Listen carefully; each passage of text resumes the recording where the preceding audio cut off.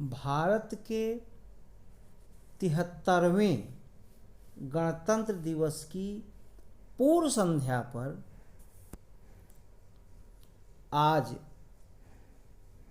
बहुत सारी बातें भारत के संविधान के बारे में, कैसे भारत का संविधान जो है निर्मित होता है, उसकी क्या पृष्ठभूमि थी, उसके बारे में चर्चा करते हैं।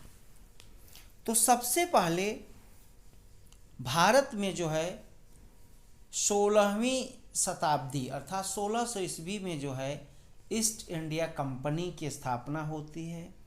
ब्रिटेन की महारानी एलिजाबेथ प्रथम के द्वारा एक चार्टर के तहत जो है ब्रिटिश ईस्ट इंडिया कंपनी की स्थापना होती है और इस चार्टर के तहत 20 वर्ष तक भारत में व्यापार करने के लिए कंपनी आती है और वही कंपनी भारत में 1765 ईस्वी में बंगाल, बिहार और उड़ीसा की दीवानी प्राप्त कर लेती, अर्थात राजस्व एवं दीवानी न्याय के अधिकार प्राप्त कर लेती है।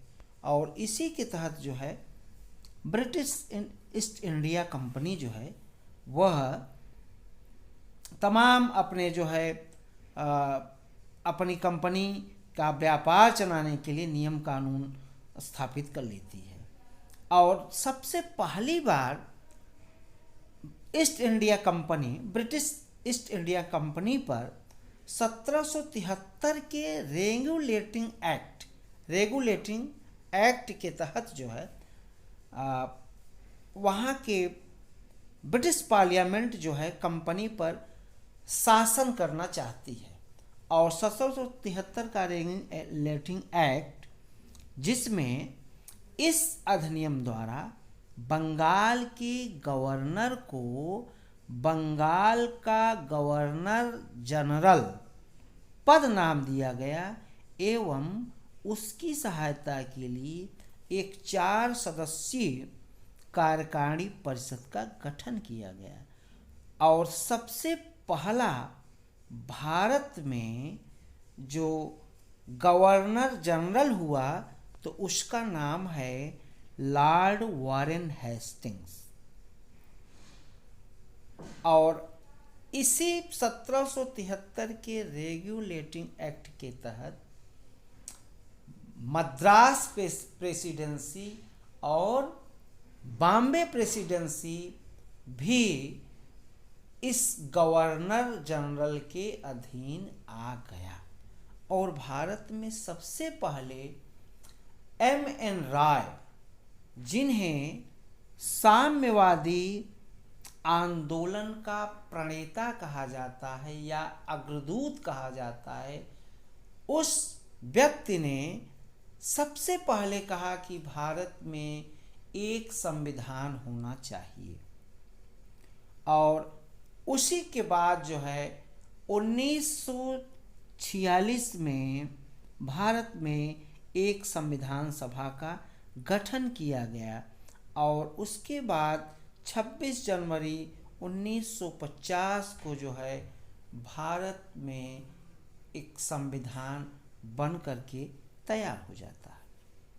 तो ईस्ट इंडिया कंपनी के बाद हम जो है 1773 का रेगुलेटिंग एक्ट देखे और अब 1784 का पिट्स इंडिया एक्ट। इस एक्ट को इसलिए लाया गया कि 1773 का जो रेगुलेटिंग एक्ट था उसमें कुछ कमियां थी, उसको सुधारने के लिए यह नियम लाया गया। और रेगुलेटिंग एक्ट की एक बात और ध्यान दे लें, इस अधिनियम के द्वारा ब्रिटिश सरकार का कोर्ट ऑफ डायरेक्टर्स के माध्यम से कंपनी पर नियंत्रण सशक्त हो गया। इसे भारत में इसके राजस्व, नागरिक और सैन्य मामलों की जानकारी ब्रिटिश सरकार को देना आवश्यक कर दिया गया।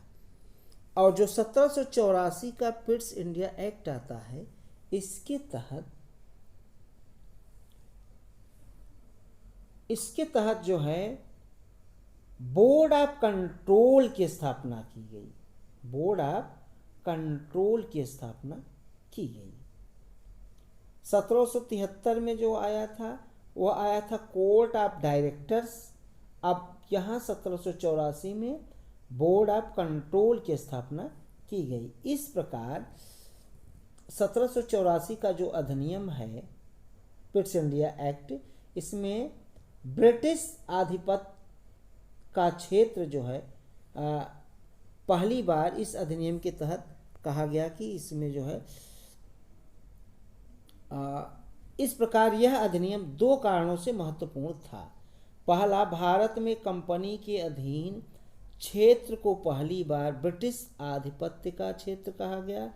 दूसरा, ब्रिटिश सरकार को भारत में कंपनी के कार्यों और इसके प्रशासन पर पूर्ण नियंत्रण प्रदान किया गया। अब थोड़ा सा 1833 का चार्टर एक्ट देखते हैं।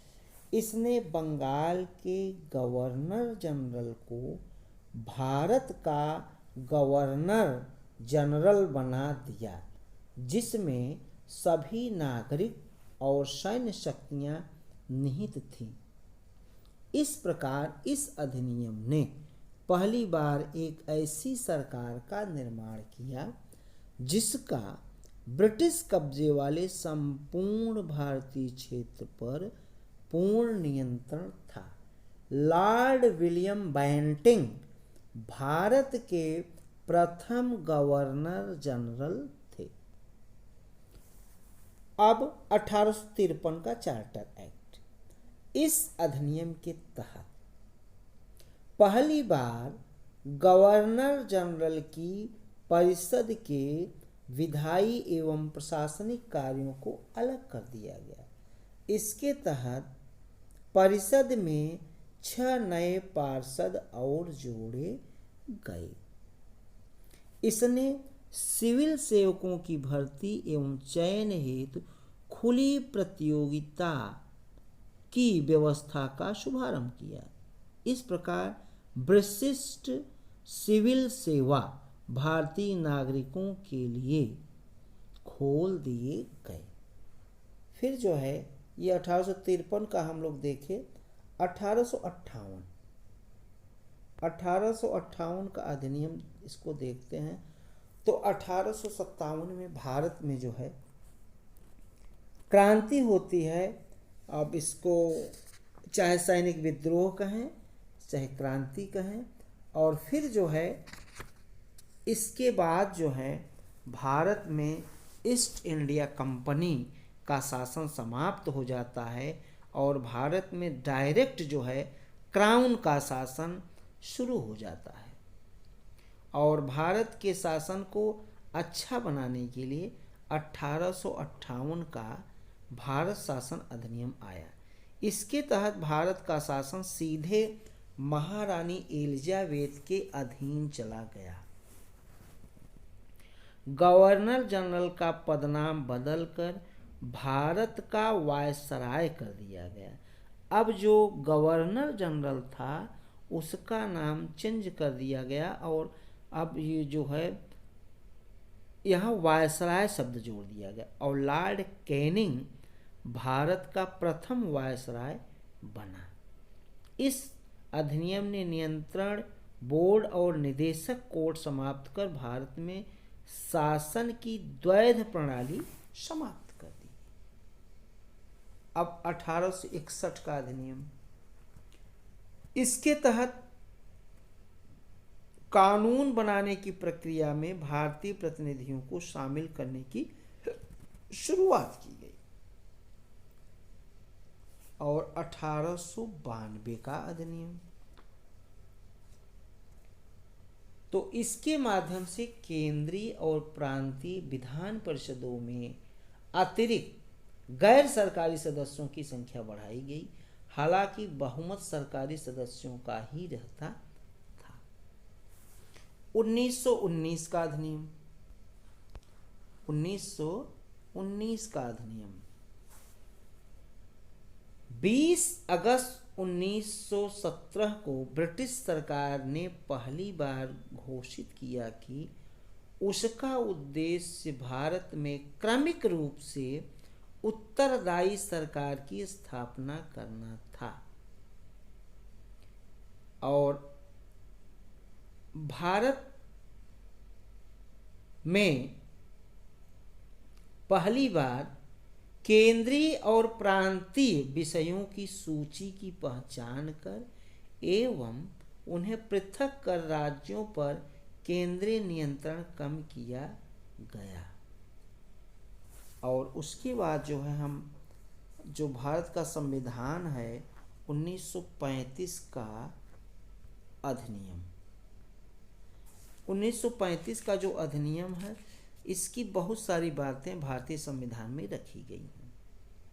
इस अधिनियम ने अखिल भारतीय संघ की स्थापना की जिसमें राज्य एवं रियासतों को एक इकाई की तरह माना गया। अधिनियम ने केंद्र और इकाइयों के बीच 3 सूचियों संघीय सूची, राज्य सूची एवं समवर्ती सूची के आधार पर शक्तियों का बंटवारा किया। और अब थोड़ा सा 1947 का अधिनियम। 20 फरवरी 1947 को ब्रिटिश प्रधानमंत्री क्लीमेट एटली ने घोषणा की कि 30 जून 1947 को भारत में ब्रिटिश शासन समाप्त हो जाएगा। इसके बाद सत्ता उत्तरदायी भारतीय हाथों में सौंप दी जाएगी। इस घोषणा पर मुस्लिम लीग ने आंदोलन किया और भारत के विभाजन की बात कही। 3 जून 1947 को ब्रिटिश सरकार ने फिर स्पष्ट किया कि 1946 में गठित संविधान सभा द्वारा बनाया गया संविधान उन क्षेत्रों में नहीं लागू होगा जो इसे स्वीकार नहीं करेंगे। और 1947 का अधिनियम इसने भारत में ब्रिटिश राज समाप्त कर 15 अगस्त 1947 को उसे स्वतंत्र एवं संप्रभुता घोषित किया। आज इतना ही। बहुत बहुत धन्यवाद आप लोगों को।